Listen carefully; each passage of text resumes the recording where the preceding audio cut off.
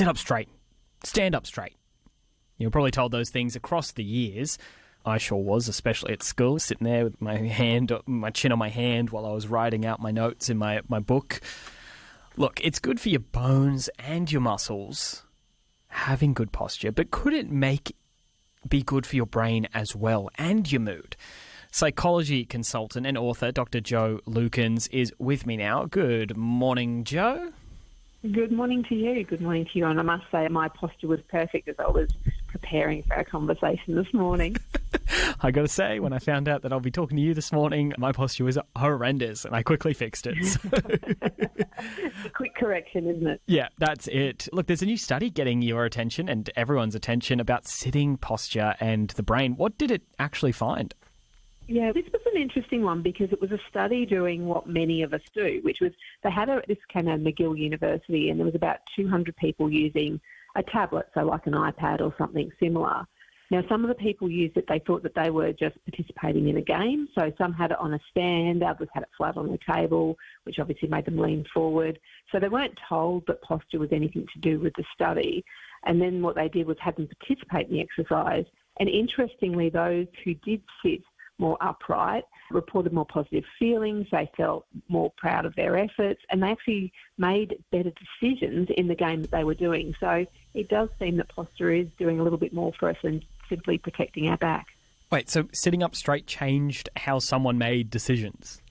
It did. And what was interesting is the decisions were more considered and were demonstrating a little bit more clearer thinking. I guess the interesting idea that's being considered off the back of this research is that when you feel more upright and capable, you seem to weigh risk and reward a bit more effectively. So the slouchers weren't necessarily making poor choices because they're careless. It's just that they were in a different mindset in some ways, and that was partly influenced by the way they were sitting. Okay, so maybe next time I'm eating pizza, I should sit up straight to stop myself from eating the entire pizza and not saving some for lunch the next day. Yes, that could work. That could work. Does it go beyond sitting at a desk? What about mood and confidence in general?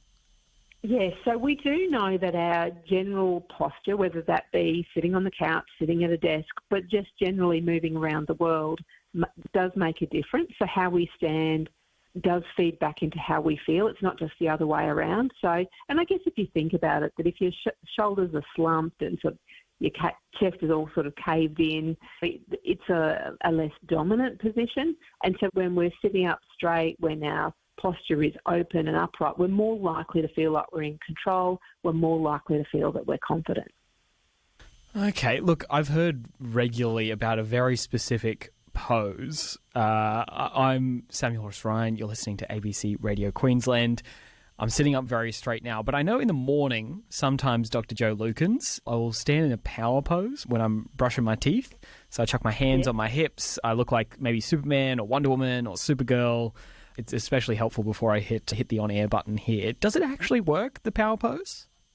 It's an interesting claim because the research around the power poses, so like you said, think of Superman, think of Batman, think of Wonder Woman and how they typically pose in their movies. There was the original research considered that standing in that position for 2 minutes would actually make physiological changes in that moment in terms of our hormones and our testosterone levels, cortisol would come down and so forth.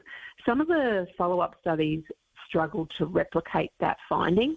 But even if the hormonal effect wasn't particularly the thing that they were able to find, what did hold up across the studies is that when people hold a more, what do we want to call it, a more expansive pose, they generally do feel more confident and that they're in a better mood. So there is something to be said for it. We're not exactly sure what the mechanisms that sit behind it, but certainly standing tall, standing proud is something that is very good for our mood and also good for our confidence. Okay, interesting. So there is a little bit of a myth to it, but there's also a lot of truth to it as well. Yeah, that's right. So I think like I said, I don't think that we can necessarily pinpoint exactly what the mechanism is. And I guess this is one of those easy things that we can try ourselves, isn't it? That you can see what it feels like to stand in different postures. And I've done that. I work with a lot of athletes and I talk to them about the posture that they hold before they go out to compete. If they're in a dressing shed, if they're slumped over in their seat, then that's not very energised. But if they can stand up tall and have good posture, helps with their breathing and so forth. So it makes sense, doesn't it, that we can have a little bit of an experiment with it for ourselves and work out how our posture actually makes us feel. The study we were talking about earlier, it forced people into positions of power and ways to make them feel better. What's the difference between deliberately doing that and then just happening upon it? Yes, and I think this is a distinction that the researchers actually made themselves, and it's probably one for us to think about, is because the decision to stand in a superhero stance is a decision that we might make, a conscious decision, and you might do it for 2 minutes, but we probably spend far more time sitting or however we're standing if people have jobs where they're standing at work. So it's almost like that incidental posture. So your sitting environment or your standing environment, so that comes back to the chair you sit in, the desk you sit at, where your screen is. So some of those mechanisms are going to be really important, and perhaps they're a little bit easier to build into our everyday. Okay, that's good to know. Speaking of everyday, is there one thing that you'd suggest people to try at home this week? Yeah, I think you could do a little experiment for yourself and notice what position is your body in for most of the day. So if you've got a favourite chair that you sit in, or perhaps when you take a phone call. So I'm on the phone to you now, so I'm actually standing up.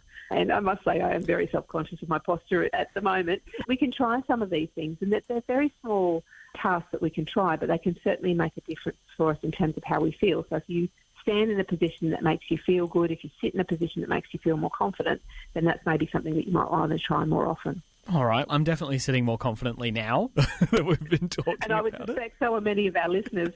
I'm sorry if your back is very straight now and you've had to let go of that really hunched position that somehow feels so comfortable if you're sitting at home. Dr. Jo Lukens, thanks so much for having a chat with us this morning.